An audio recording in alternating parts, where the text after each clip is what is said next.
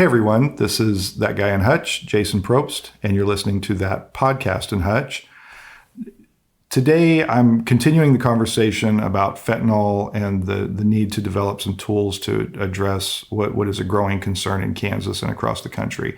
And so I brought in Sharon Mandel. She works with the Forensic Medical of Kansas, kind of on a contract with the Shawnee County Coroner's Office.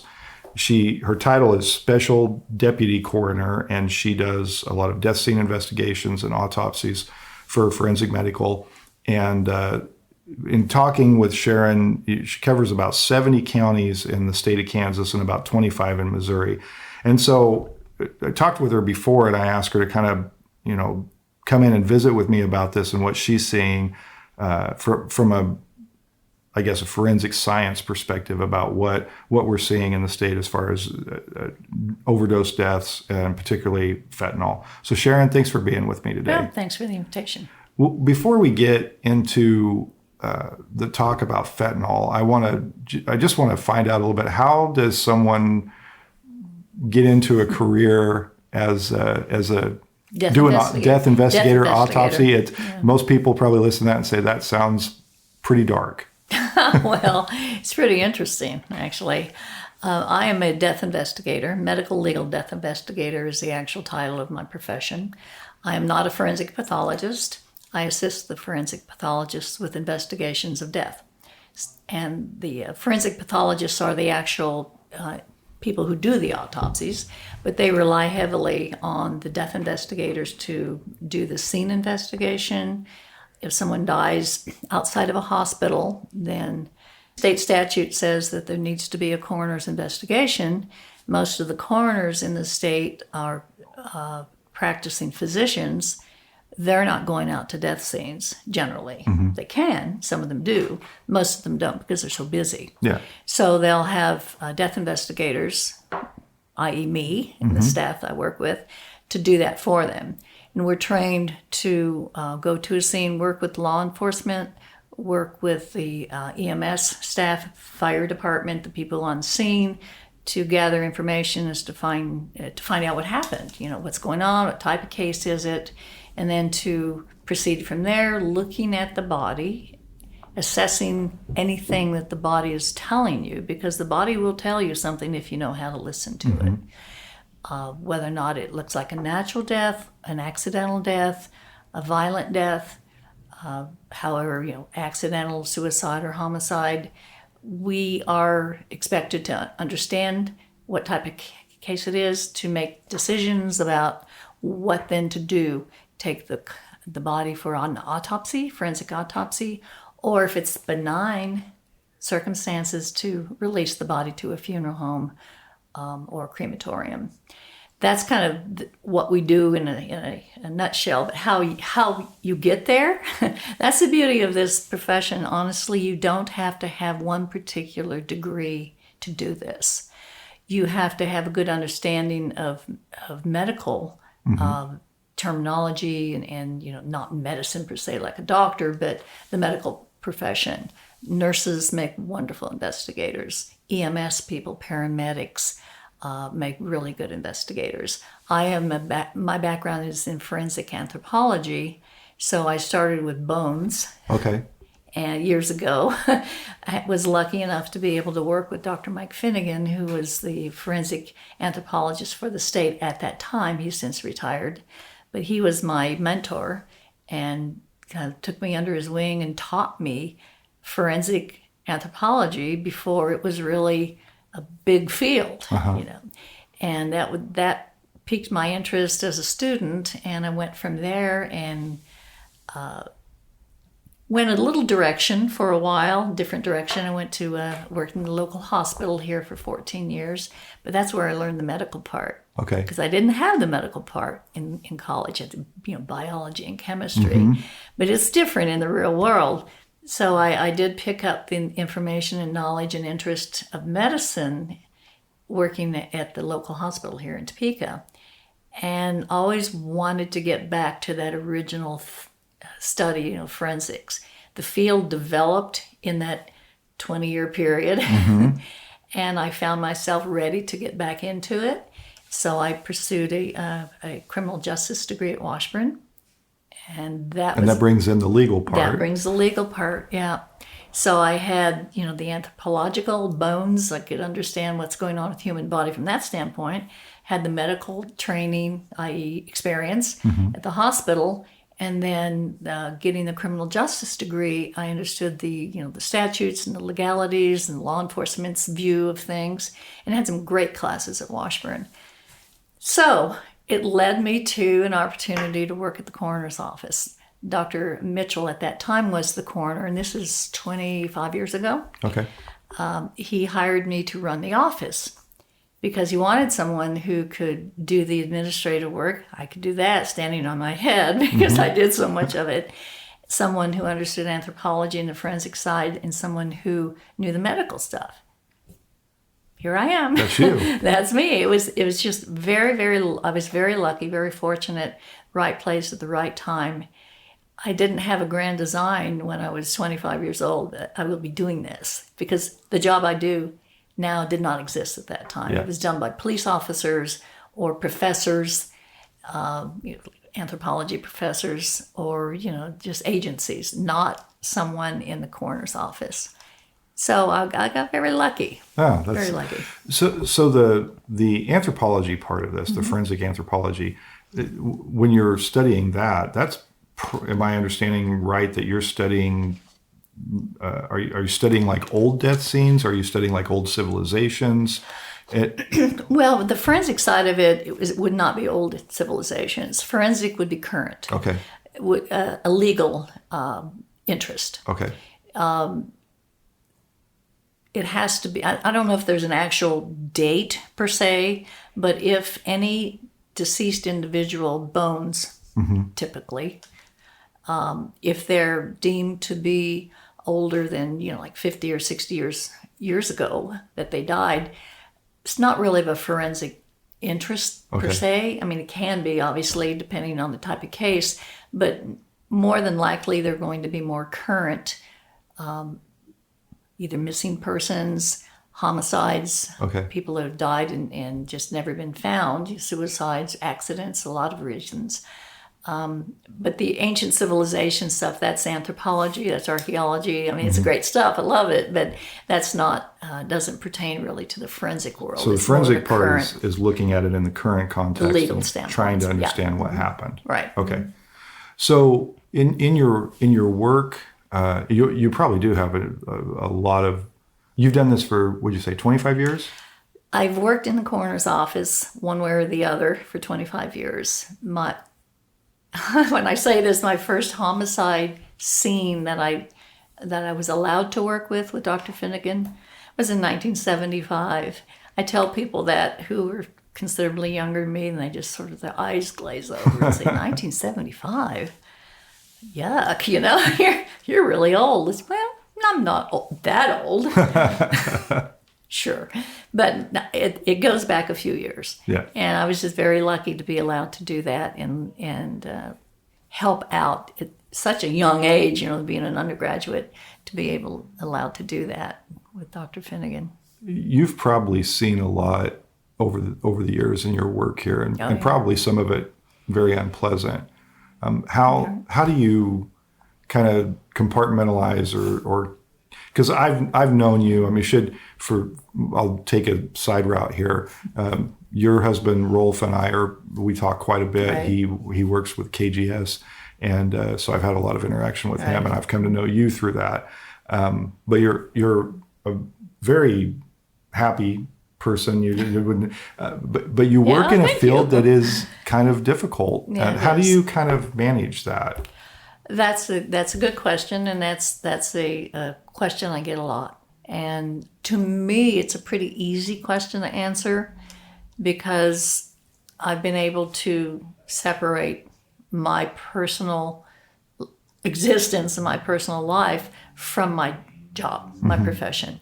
What I do is it's a job, it's a profession. I'm committed to it. I enjoy it. I don't enjoy the subject matter per se. It's sad and it is dark, but I enjoy what I do to help people, to help law enforcement, work with law enforcement to solve cases, to come to some sort of a conclusion, some sort of an answer to a problem. That to me is very appealing, and it always has been. And how I deal with it personally is I tell myself the tragedy that I'm looking at, I have nothing to do with it. I didn't cause it. I did not do it. So it's not something that I can take any ownership in feeling that I had anything to do with it. But what I do have the responsibility is to help the people who are suffering, the families. And help them understand what happened. Understand, understand. And you because get to bring they don't know. Yeah, and they want those answers, and you get to bring your skill set to that. Yeah. People just want to know the truth. Yeah. I really believe that. Even if the truth is not easy to take, they want to know the truth, because if you know the truth about what happened and it's delivered in a sensitive, clear way, non-judgmental way, I think it really does help, the families and the friends and neighbors of someone they've lost. Yeah. It's important. I think it's very important to do that. I think so too. And I think it, as you were talking, it made me think like you are helping people in that. You're helping you do have this tragedy, but you're helping people who are left to deal with this tragedy, deal with it maybe better. We do a lot of follow-up with families. I've actually made some pretty good friends through this situation over the years. People that, that keep calling. I had people for years would call on the anniversary of a death of a family member, just because they wanted to talk. Yeah. So I'll talk to them, and I remember them. I have a memory for this sort of thing. I guess it's a curse, or I don't know, maybe it is. But I remember so many of them, and they're kind of amazed that, so you actually remember? Yeah, I remember. How could I not remember? Yeah. Because it's a big event for you too, right? It is. When you go into that.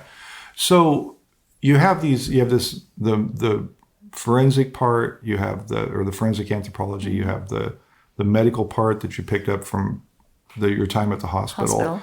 And the legal part. And we talked a little bit before that you kind of use all of these to help law enforcement, because you understand the way bodies behave in certain situations, right. Or you can be at a scene and understand from you said the body will tell you if you listen. Right. I wonder if you talk about that a little bit more. What sort of things, and it may be too specific, but right. What sort of things is there an example of what you might see at a scene that kind of tells you, oh, this is what happened? Right. Yes, there is.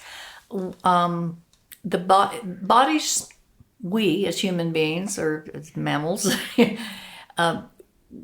when we die, our body starts to undergo changes that are very predictable, based on time, environment, and the condition of the body at the time. And if you know what those stages are that the body changes, then you know how to interpret what's going on. Okay. There's something that is very telling. It's called livor mortis, and there's rigor mortis.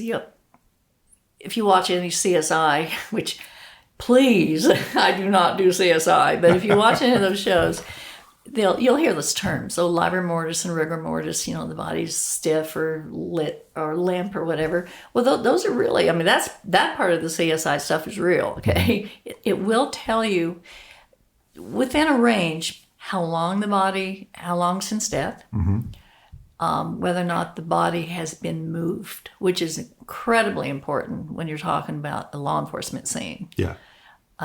If that body's been moved within a period of time after death, the police need to know that, because the story they're getting may or may not include that little detail. Yeah.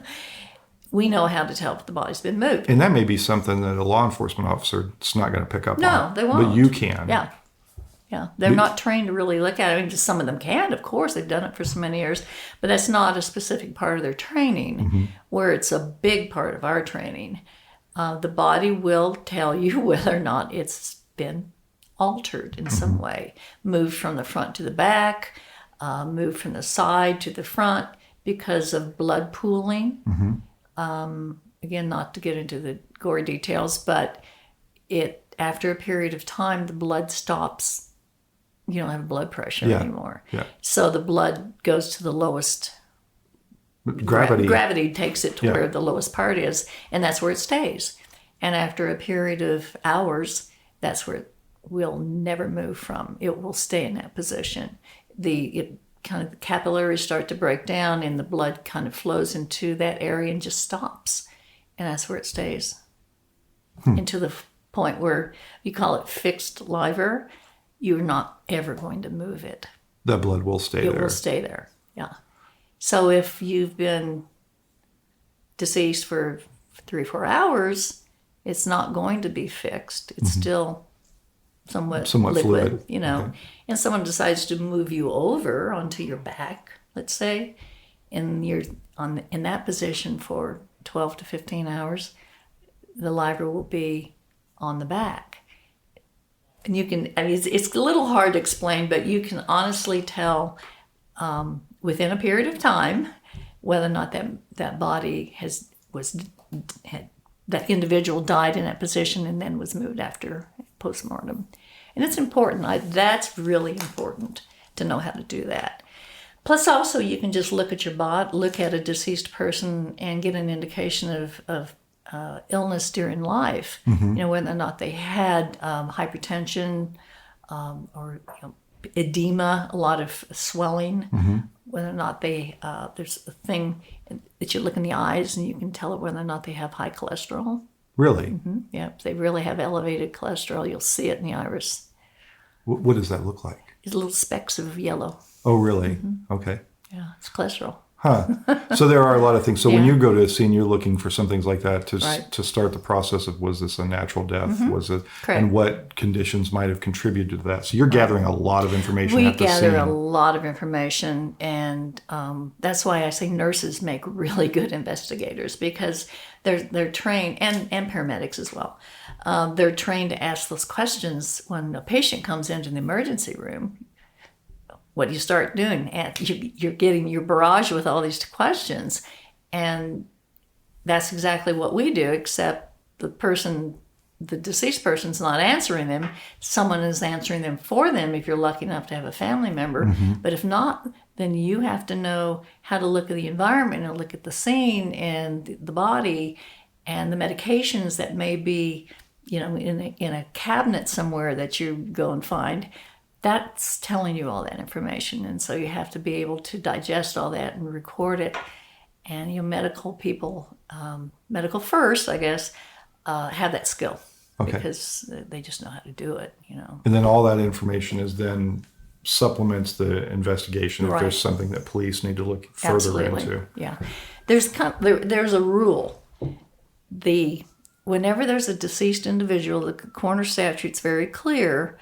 If a person dies unattended, there's a whole list of things: homicides, suicides, accidents, children under the age of 17, job deaths, whether or not you die while working or the job, takes your life, depending on what, we're sitting here, you're on the job, I'm on the job. If one of us keels over, it's still an on-the-job death. It doesn't mean the job killed you. Yeah. It just means you died while working. And part of your job then as an investigator would be to determine that. Yeah.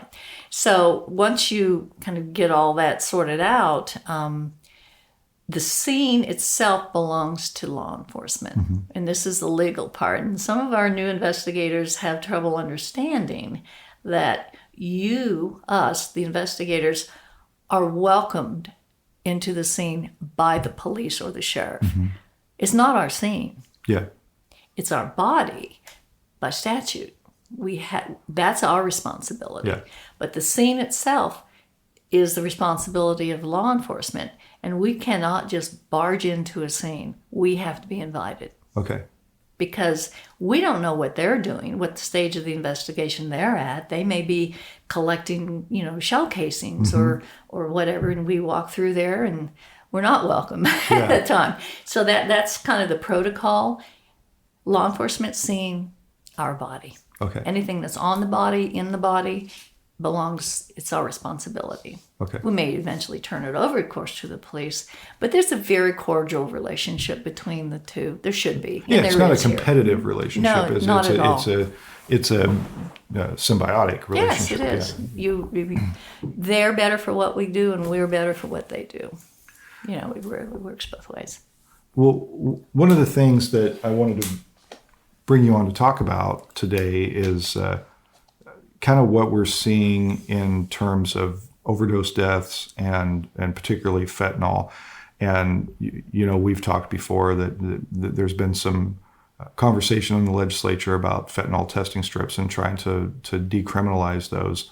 And there's a lot more attention being paid to fentanyl. And I had an earlier conversation with a former U.S. attorney who said when he started in 2018, he didn't even know much about fentanyl. And then by the time he left in 21, it was his primary concern. And he described fentanyl as a game changer. Right. So one of the things I wanted to talk with you about is kind of from your work after people have died from an overdose, kind of what you're seeing. The national and the state statistics, I think, indicate that this is a growing problem, and we're seeing, far more people. It's growing every year. It seems more people dying from overdose deaths, and more of those attributable to fentanyl. But I wanted to talk to you to see what you're seeing in your work. Well, exactly what you just said. The issue with fentanyl has changed over the years. We, as speaking on behalf of the coroner's office, we actually started doing studies on fentanyl cases back in 2007. Oh, really? Yeah, 6, 7. Started seeing these things kind of cropping up. Mm-hmm. And at that time, we didn't have a way to test quickly to see if it was, in fact, a fentanyl or not. We saw patches. They were the patches at those times, which were prescribed. Yeah. And it piqued our interest scientifically as to why now are we starting to, first of all, see all these patches, and then now people starting to die. Are they dying from their disease, which is why they're prescribed the patches? Mm-hmm. They were originally for cancer patients. And those are largely pain management, right? Yes. Oh, yeah. They were prescribed initially for very highly controlled for typically cancer patients or terminally ill people with a lot of pain. Mm-hmm. And we started seeing that developing. So which is it, But it was enough to pique our interest that we started to track it. Mm-hmm. Every year, a little bit more, and a little bit more, and a little bit more. And finally, in the early, 2010, 2011, we started seeing people dying that were not prescribed fentanyl. Okay. It's not like putting an extra patch on or two, which could be an accidental situation because you're in so much pain, Yeah. We saw people starting to ingest it, mm-hmm. which is not advisable.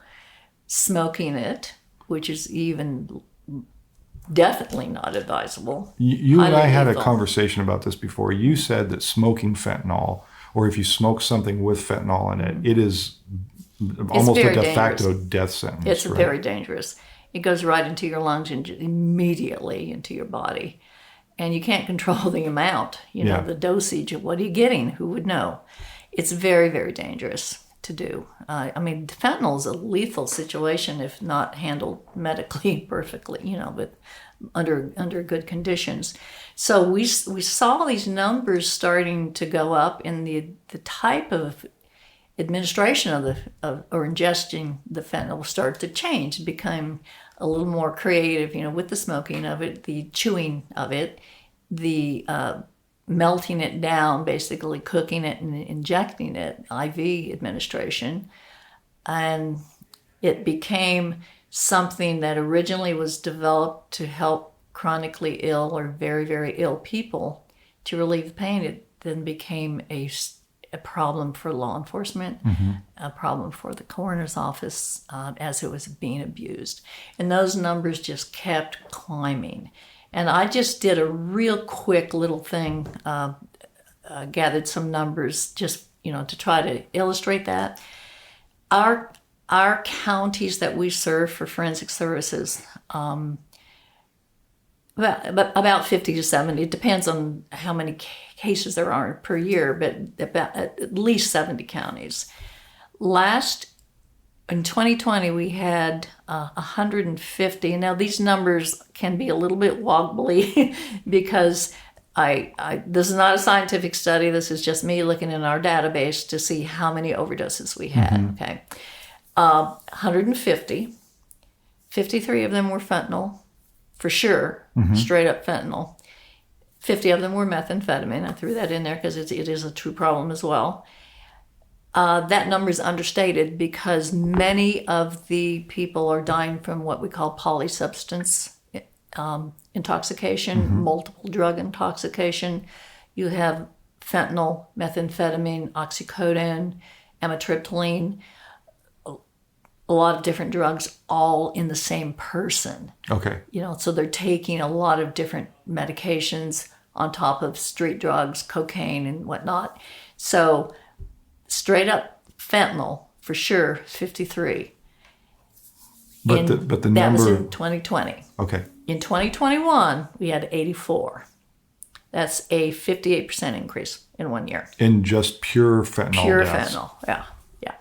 That number's understated because of the polysubstance ingestion patients.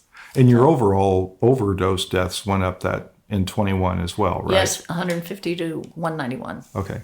And then, like you said, what did you call it? Polysubstance. Polysubstance. So this is a case drugs where somebody may have other drugs that they're using, or they may have a drug that was cut with fentanyl, and that's part of it too. Right. So when you look at the toxicology report, you're seeing several drugs. Several drugs, yeah. And you don't, so fentanyl could be a contributor to that. It could be that meth is a contributor to that as well. And you just you categorize that as the polysubstance. Right. Okay. Yeah. And it's very common.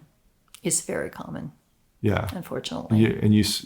And so you said that was the fentanyl, just fentanyl, that was a 58% increase. Yeah. And that feels pretty dramatic. That's pretty dramatic. Pretty dramatic. Now, in 2022, it's too early to tell at this point because there's a lag time in testing.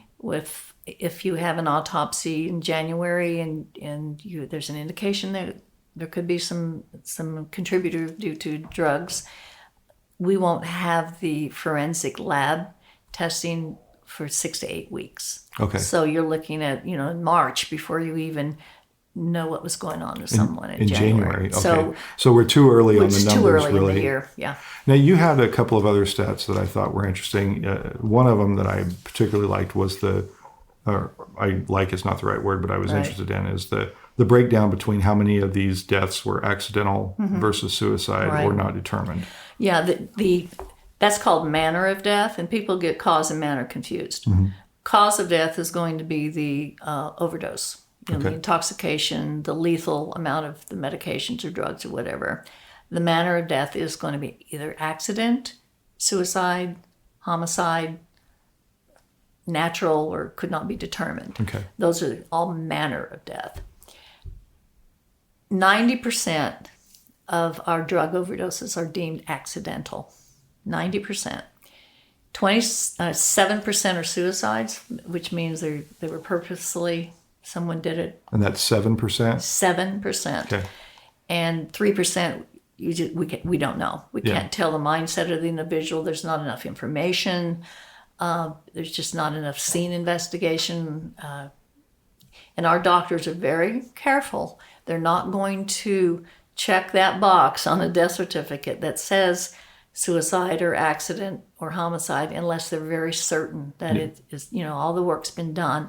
So that's why you'll get a certain percentage, small percentage that we don't know. Yeah, because you just don't have the information to know. We don't have the information, and they're not going to make something up. So on the 90%, 90% of overdose deaths are accidental, and that's an indication that the people who ended up They weren't trying to overdose. Right. They were using drugs, and That's right. either it was adulterated, or in some cases fentanyl is included in that, and they didn't realize it. And that's what we're starting to see a lot of. Or they don't understand the interaction Yes. between fentanyl and another opiate, and then maybe another type of opiate, and then throw a benzodiazepine in there, and then some cocaine.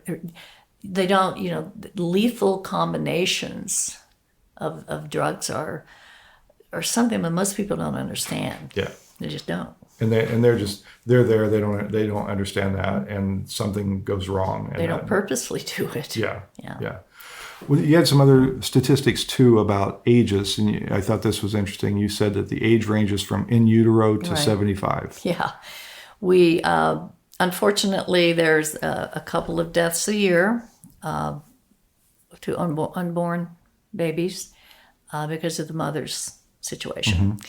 There's unfortunately also a few cases a year of children, 2-month-old, 5-month-old, 9-month-old, 2-year-old, who also have an exposure to these medications, these drugs. Either inadvertently because they're left somewhere where the kids can touch them or take them, or because it's purposeful and a part of an adult in the room. We don't know. Yeah. But they die as a result of it. Terrible tragedy. But generally, the group we see are in their 20s to 30s. Okay. And overwhelmingly men. Yeah. Male. About 66% of our particular cases are males. And that age range, typically, we'd see that's 20s and 30s. Which is, I don't think, any surprise probably to most people. I mean, it's a fair number in the 40s and 50s as well, but the bulk's in that 20 and 30. 30s, range. Yeah. One of the things I was going to ask about was when you see some of these drug overdoses or fentanyl, is there something different with fentanyl and its reaction in the body versus something like cocaine or heroin from a forensics? Or I guess, what does fentanyl do to a body? Well, it suppresses the central nervous system. Okay. Of which opiates do that. Cocaine works differently. But this type of drug will depress the central nervous system. And if you have too much of it, like a sudden intake, a bolus, of it, then it's just going to knock it out. And people stop breathing at that point, yes, right? You stop breathing. If it's a slow type of reaction, then you slowly lose consciousness or the ability to reason. It affects your central nervous system, so you're not thinking properly, you're not acting properly, and you may pass out, lose consciousness. You still might be alive at that time, but your body is slowly deteriorating. The central nervous system is dying. And it might take several hours for that ultimately to happen. And that's also another thing that the body tells us. We know how to look to see if the body, if that had been happening, because your respiration slows down. Okay. Normally you're breathing, depends if you're running or just sitting here, 20 breaths a minute, 25, 34, whatever your body does normally. But if you're suddenly down to 4 breaths a minute or 2 breaths a minute, or the agonal breathing that you see right prior to death, you're going to get a lot of congestion that builds up in your lungs because you're not circulating. Your blood's not circulating. You're not oxygenating your body, and you're going to get fluid back up in the lungs, and it's going to come out your mouth. Okay. And you can see that, and that's also an indication of overdose. Hope that's not too gross. No. It's fascinating. I mean, albeit, it is I mean, it's the science. It's the science. And It's so the I think science. sometimes we are organic creatures, and we're all going to go through something We are. similar at some point. Yes, so we it's are. kind of one of the things that we're seeing here on fentanyl is that it kind of goes back to your accident point, that a lot of people, or one of the arguments for what we're talking about on things like testing strips and Narcan is on the back end, where Narcan can, I guess, restore that central nervous system function, right? Yeah. But it seems there are a number of people who are getting fentanyl now.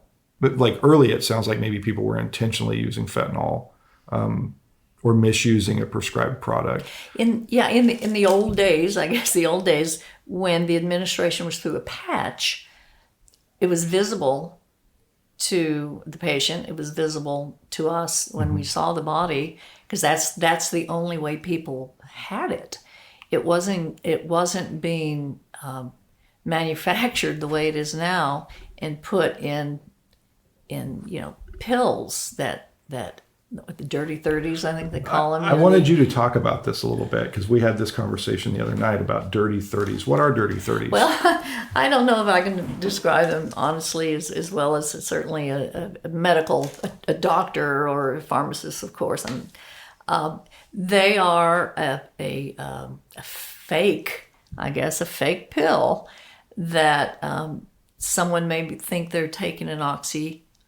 Because those are commonly stamped with the number 30 on them. They may, if you get a prescription from a pharmacy and you get a fake one, basically a one that's been manufactured through a lab, a meth lab or a fentanyl lab, illicit, they look the same. Yeah. They really, and there's some differences, but unless you really know what to look for, they look so similar that a lay person, a normal person, is not going to know the difference. Yeah, I was going to say that the difference is to the untrained eye, Right. or certainly to a teenager, and we're seeing more of this happening with teenagers.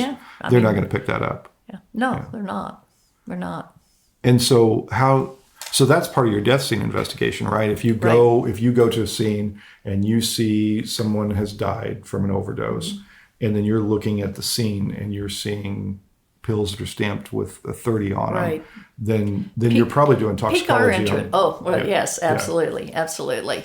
And I did want to mention, because this is something that we've started with, the One Pill Can Kill initiative, which is a combination of like the Sheriff's Department, the DEA, the Police Department, the U.S. Attorney representative, just people involved in law enforcement and in the legal field are working cooperatively on this very problem. Yeah. And we are proud that we are working with that initiative and trying to help with their efforts to get a handle on this situation. And that's trying to make sure people understand that the pills of today are not like the pills of yesterday. that probably there's a very good likelihood that a pill you get today has fentanyl in it, and it can, and it's quite probable that it could kill you. Yeah, absolutely. Yeah. Yeah, you better be very careful. I mean, we're not talking about obtaining them legally. That's not a problem there. It's the illegal obtaining of these things. Well, and that's one of the real, and the conversation I had earlier with Mr. McAllister, the former U.S. attorney, we talked about that, about how the things have changed. The groundwork has changed. Yeah, yes. There was a generation where people were taking pills, but they were prescription pills, Right, and they might have been gotten through a prescription. There may have been some doctors overprescribing or things like that, but that's where the pills came from. That's where they were coming from. And so they were, even though they were still somewhat, they're street drugs because they weren't prescribed to this person or that person, they were clean drugs. Right. What we're seeing today. You knew what you were getting if you bought them from, let's say, someone that, that's supplementing their income. Yeah. Maybe they get prescribed to them and they don't use them all, so they sell some of them. Yeah. They're still manufactured by a legitimate pharmaceutical company, so they're not, they're not that dangerous from the standpoint of what's in them.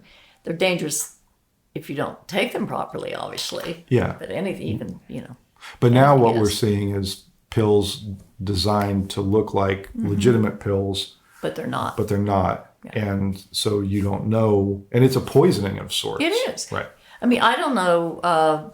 I wish I knew more about how they were manufactured. That's more like the DEA and those guys understand that a lot more than I do.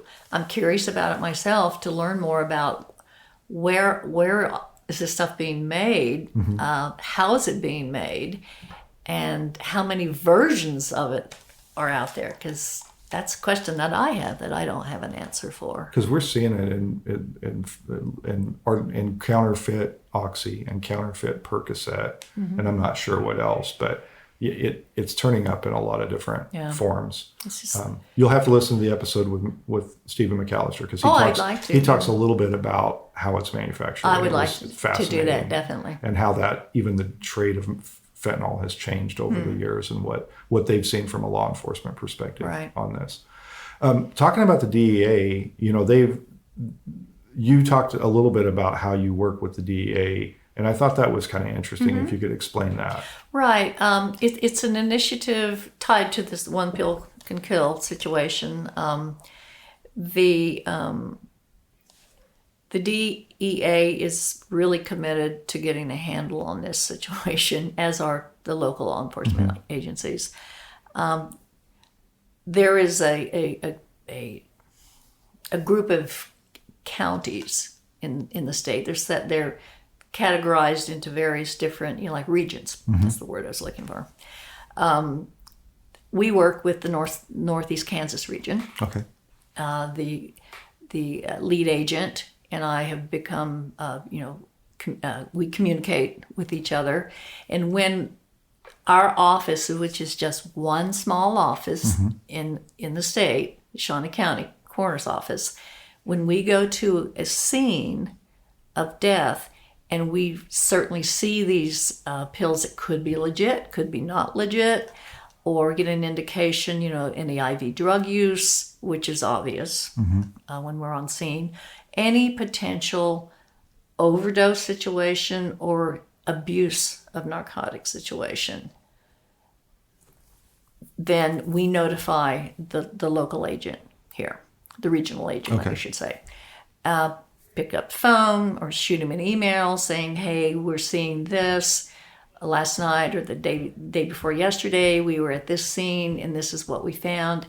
Just provide him, the law enforcement agency investigating their case number, lead agent or detective, and then we turn it over to them. It's a way, and they work together. And we're usually not involved until the autopsy results are totally completed, and then we provide that information to the agency as well to confirm, or maybe there were no drugs at all. Yeah. But at the outset, you're kind of alerting them that this might be. Yes, we're alerting them. We're trying to be the eyes and ears on the ground, because they can't be everywhere. Yeah. They don't go to these scenes. They have a much larger mission, but we can help them to at least point a direction, because there may be 2 or 3 or 4 or 5 scenes that we've had in a couple of days, overdoses, like in the same apartment complex or the same neighborhood, things like that. And that tells law enforcement and the DEA that there's something happening there. There's a problem. That somebody is supplying something there that they need to be concerned about. Possibly. And then you follow up with that when you have the full results and Then toxicology we and report. everything, and say this is what's going on. It's just one small way to try to help them with a massive, massive problem that they have on their hands. Yeah. Well, aside from overdose, or I guess maybe this is a question I should ask, and maybe I didn't give you enough warning and you don't have this, but in the list of cause of death, where does overdose rank right now in your work? Well, overwhelmingly, the most cases that we have, I have to say, are natural deaths. Okay. Heart disease, cancer, just natural deaths. Accidents would be coming in second, of which overdoses would be part of that. Yeah, very much so. That goes along with falls, car crashes, drownings, And some of these, interesting, I didn't even bring this up earlier, but some of these accidents that may be drownings are also the person is very, very intoxicated with medications as well. So then you have a drugs. situation where the cause of death might be drowning, but the drowning was facilitated by Because intoxication. Yes. Yeah. Okay. So you get those as well. That's why looking at the numbers, this is not a scientific study, but it's a pretty good indication of what's going on. So accidents would be second, followed by suicides, followed by homicides. Homicides are the fewest, thank God. Yeah. Yeah. But accidents would be second. So overdose, let me just say that a week does not go by in this job where we don't have at least 4 or 5 overdoses. Really? Every week? Every week. Or So- suspected overdoses. Yeah. Yeah. So that's quite a few that It you're is. that you're that Yeah. you're seeing Yeah. coming in. Yeah. Well, before I let you go, I guess, well, one, I'll kind of open the floor if there's anything else you want to talk about on this, whether it's to deal with fentanyl or whether it's to deal with your work in general. But I always have a question I ask, which is just kind of a general, what is one thing that you wish that people knew or understood? In this case, we could say about overdose or about your work in general. Oh boy. It's always an on-the-spot kind of question. Thanks a lot for that question. Overdoses. I guess the effect that it has on those that are left behind, the families that are affected, and friends that are affected by the decision that an individual makes, either purposefully or more than likely not purposefully, an accidental situation they find themselves. That's profound, because I look at the number 200. That's 200 people that have died from an overdose. Mm-hmm. How magnify that by all the families and the friends and the teachers, the co-workers, all the people in that person's life. Mm-hmm. That's huge. Yeah. If the one thing really bothers me at night, or it would get me down, it's that. Yeah. It's the overwhelming effect that it has on all the people that knew and loved that person. And because they're left to deal with that loss They and have that, to deal that with that. emptiness. Yep. And in some of these cases, from someone that they had no indication the day before that this was going to be Sudden. a problem. Just immediate. Yeah. It's not like you can prepare for a loved one's, death because they're ill or they're in hospice or you're ready for it. This is just out of the blue. It's just boom. It's just a person may have had substance abuse problems for years and years. That may be one-time thing. Yeah. It could be an experiment or something at a party, or somebody getting something that they don't even know what they're getting and they die. My God, it's just horrible. Well, and to me, that's the real danger with fentanyl, right? Is that they're teenagers who are experimenting at a party, Right. and they don't know what they're getting. They don't know what they're getting. Yeah. Or anybody, adults people that are in addiction who think they're doing one drug and they're getting something else. Yeah. And it completely, well, like we said earlier, it's a form of poisoning. It's regardless of what we wish people might do in terms of drug use or addiction. The fact of the matter is if they're using one drug and they're getting something else, that feels quite a bit different to me. Very. Yeah. I do a lot of work with families after the fact. Yeah. Because I think we talked about this earlier in this podcast about how people just want to know the truth. Mm-hmm. Well, they'll call our office and they want to know the results, Mm-hmm. and we will be honest with them and tell them and provide them the autopsy report. By law, they're entitled to it, unless it's an investigation, a homicide or something. Then we do not share that information. We're not allowed to. But if it's an accident and someone wants that report and wants all the detail, then they are legally allowed to have it in this state. And we will give it to them, and we will sit and review it with them. I've done that on many occasions with families, talk them through it, explain what the big words mean. And that's terrible. I mean, it really is sad to see the effect that it has, on those families. Yeah. And so it could have been avoided, Yeah, that's the one downer in my job, I guess. I can see that because you're there walking them through, and they want to know the truth, and then the truth is unpleasant. Oh, well, yes. And in some ways inexplicable, right? I mean, there's still the questions of why did this happen? No, I can't answer that. Yeah, you can just explain how, but the why is something that's harder. I can't. I won't even try, because you're digging yourself in a big hole if you start doing that. Yeah, I've learned the hard way. You don't do that. Well, and I think that's one of the things. I think so many people, it's good. It's sad that this has become such a tragedy in our country, particularly with fentanyl. It's good maybe in a way that the awareness is being raised. It seems like people are more aware of this danger now. I certainly, there's a lot of information in the news. I mean, wasn't it Monday, National Fentanyl Awareness Day? Oh, that's right. Yeah. That's a new thing. First that we have to have. Yeah. Yeah, and they, they talk about what it is. Is it legal? Well, if it's prescribed, it certainly is legal. It's a very helpful drug if it's prescribed properly.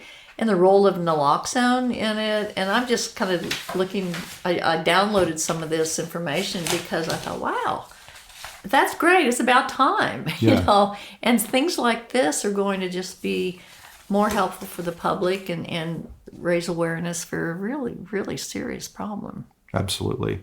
Well, I appreciate you taking time to do research and go through numbers and come on and visit with me today. This has been a very good conversation. I appreciate you asking me. Yeah, no, it was great. Well, thank you, Sharon. Thank you, too. I'd like to thank a few of the people who've helped make That Podcast in Hutch possible. My son Mitchell Probst wrote and recorded the music for the show. Jenny Brigette put together some great graphics and promotional art. And Chris Acker helps overcome my mistakes to produce a great sounding product every episode. That Podcast in Hutch is made possible through a collaboration between the Hutchison Arts and Culture Collective and Salt City Sound. They're working to bring resources and infrastructure to support art, music, and storytelling in our community. If you have an idea for your own podcast, reach out to them at podcasts@saltcitysound.net. If you enjoy That Podcast in Hutch, be sure to subscribe and share it with all your friends. You can also help support this production by subscribing to thatguyinhutch.substack.com or by emailing me at thatguyinhutch@gmail.com to learn about sponsorship opportunities. Thanks for listening, and I hope you'll join us again next week.